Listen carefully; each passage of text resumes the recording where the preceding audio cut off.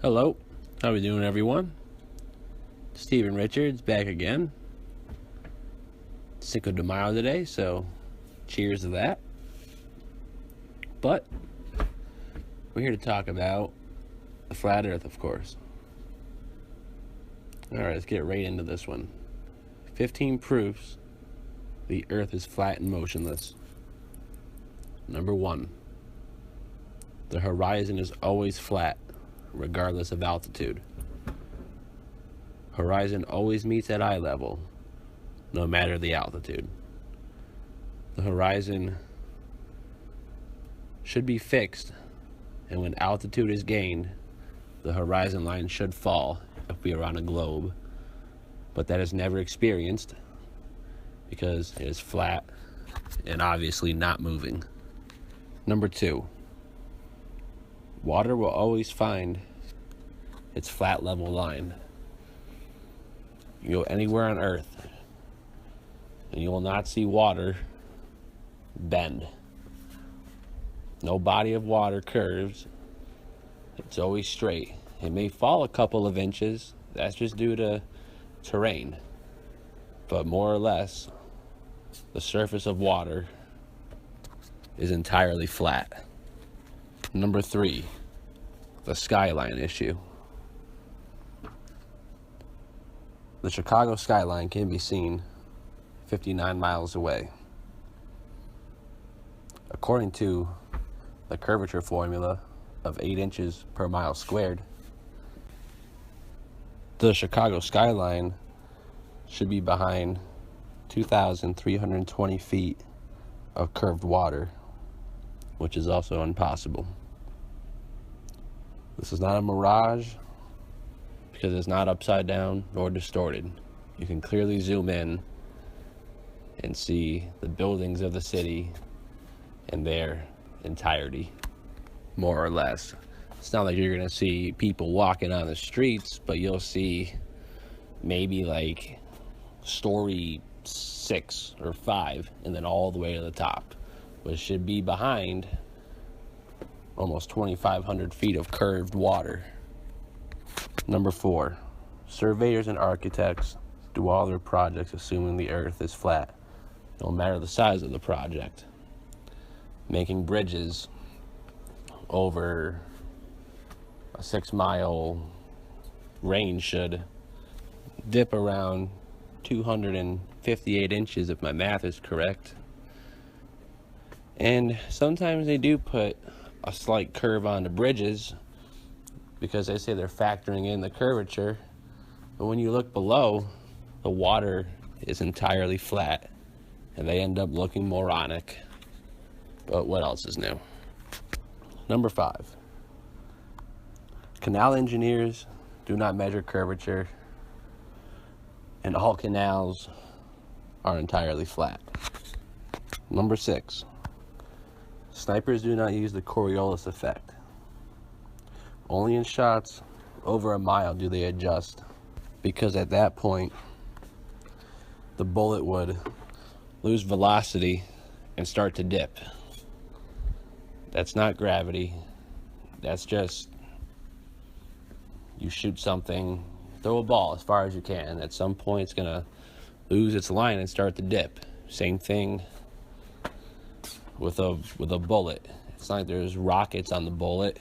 It's going off of one reaction, and it just keeps going until it can't go no more.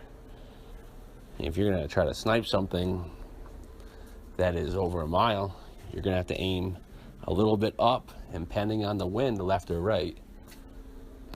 And you're gonna do the same thing if you do it the opposite way. If you're shooting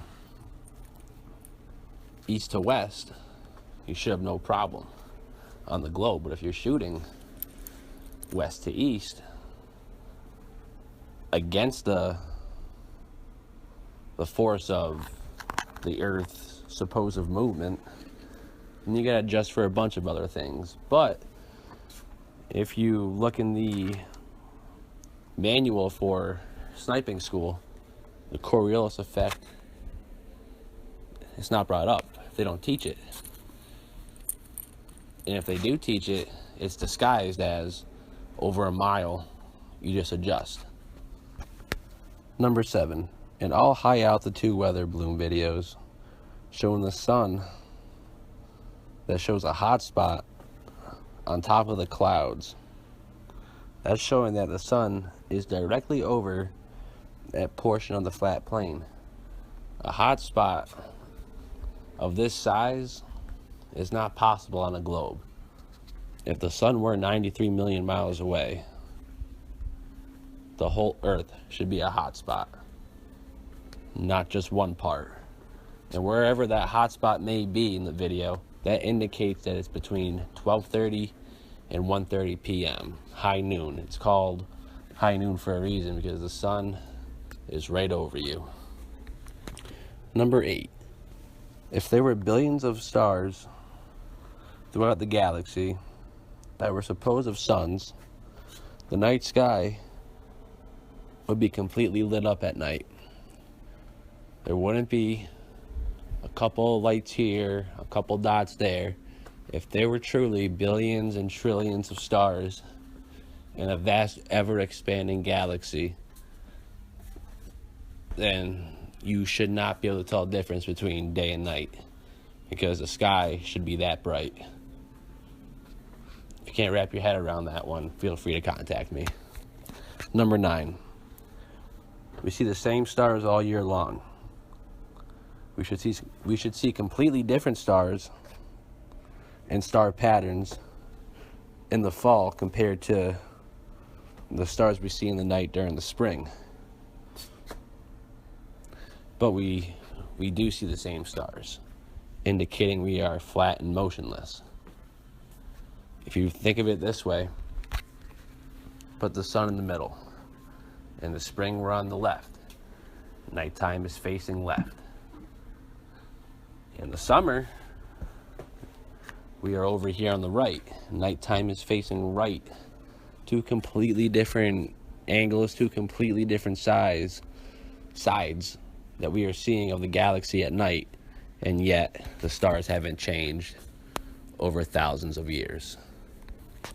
If the Earth were spinning 1,000 miles per hour from east to west, and then an eastward wind would not be possible. But if you live on the East Coast, you'll experience this daily, showing that we are not moving, we are not spinning, but the wind can go whichever way it wants.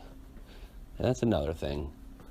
Gravity holds down, water holds down us, our paper clips, our paperweights, holds everything down, but the wind can do whatever it wants.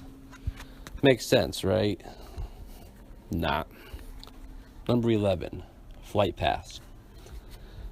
If the Earth is a globe, why does a plane from South America going to Australia always stop on the west coast, which is due north, rather than cut across the southern Pacific or over Antarctica?